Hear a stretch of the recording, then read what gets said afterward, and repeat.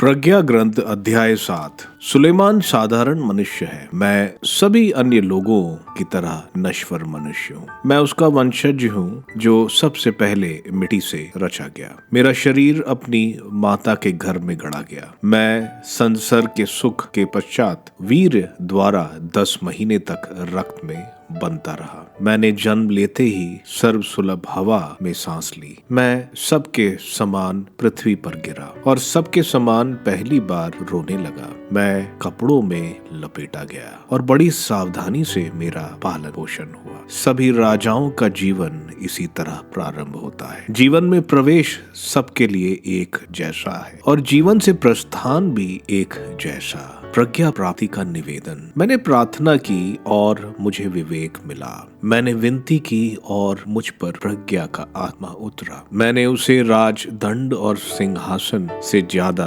पसंद किया और उसकी तुलना में धन दौलत को कुछ नहीं समझा। मैंने उसकी तुलना अमूल्य रत्न से भी नहीं करना चाहा, क्योंकि उसके सामने पृथ्वी का समस्त सोना मिट्टी भर बालू के सदृश है और उसके सामने चांदी कीच ही समझी जाएगी। मैंने उसे स्वास्थ्य और सौंदर्य से अधिक प्यार किया और उसे अपनी ज्योति बनने का निश्चय किया, क्योंकि उसकी दीप्ति कभी नहीं बुझती। मुझे उसके साथ साथ सब उत्तम वस्तुएं मिल गई और उसके हाथों से अपार धन संपत्ति। मैंने उन सब के साथ आनंद मनाया, क्योंकि वे मुझे प्रज्ञा द्वारा मिली थी। यद्यपि मैं उस समय नहीं जानता कि प्रज्ञा ही उन सब की जन्मदानी है। मैंने सरल हृदय से प्रज्ञा की शिक्षा ग्रहण की और मैं खुले हाथ से बांटता हूँ। मैं उसकी समृद्धि नहीं छिपाता। वह मनुष्य के लिए एक अक्षय भंडार है। जो लोग उसे प्राप्त करते हैं वे ईश्वर के मित्र बनते हैं, क्योंकि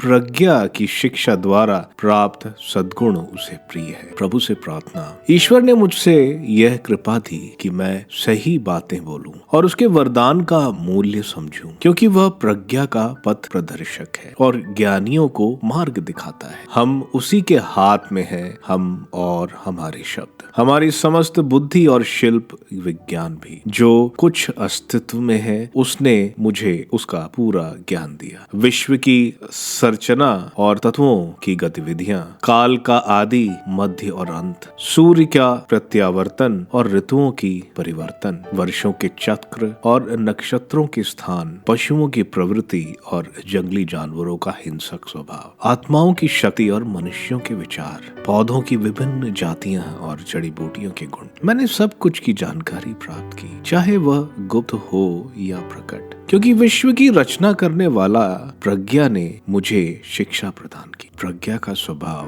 प्रज्ञा में एक आत्मा विद्यमान है जो विवेकशील, पवित्र, अद्वितीय, बहुविध, सूक्ष्म, गतिमय, प्रत्यक्ष, निष्कलंक, स्वच्छ, अपरिवर्तनीय, हितकारी, तत्पर, उदाप्य, उपकारी, जन हितैषी, सुदृढ़, आश्वस्त, प्रशांत, सर्वशक्तिमान और सर्वनिरीक्षक है। वह सभी विवेकशील, शुद्ध तथा सूक्ष्म जीवात्माओं में व्याप्त है, क्योंकि प्रज्ञा किसी भी गति से अधिक गतिशील है। वह इतनी परिशुद्ध है कि वह सब कुछ में प्रवेश करती और व्याप्त रहती है। वह ईश्वर की शक्ति का प्रसव है, सर्वशक्तिमान की महिमा की परिशुद्ध प्रतिनिधि। इसलिए कोई अशुद्धता उसमें प्रवेश नहीं कर पाती। वह शाश्वत ज्योति का प्रतिबिंब है, ईश्वर की सक्रियता का परिशुद्ध दर्पण और उसकी भलाई का प्रतिरूप है। वह अकेली होते हुए भी सब कुछ कर सकती, वह अपरिवर्तनीय होते हुए भी सब कुछ को नवीन बनाती रहती है। वह पीढ़ी दर पीढ़ी पवित्र जीवात्माओं में प्रवेश कर उन्हें ईश्वर के मित्र और नबी बनाती है, क्योंकि ईश्वर केवल उसी को प्यार करता है जो प्रज्ञा के साथ निवास करता है। प्रज्ञा सूर्य से भी रमणीय है, सभी नक्षत्रों से श्रेष्ठ है और प्रकाश से भी बढ़कर है, क्योंकि प्रकाश रात्रि के समान दूर हो जाता है, किंतु प्रज्ञा पर दुष्टता का वंश नहीं चलता।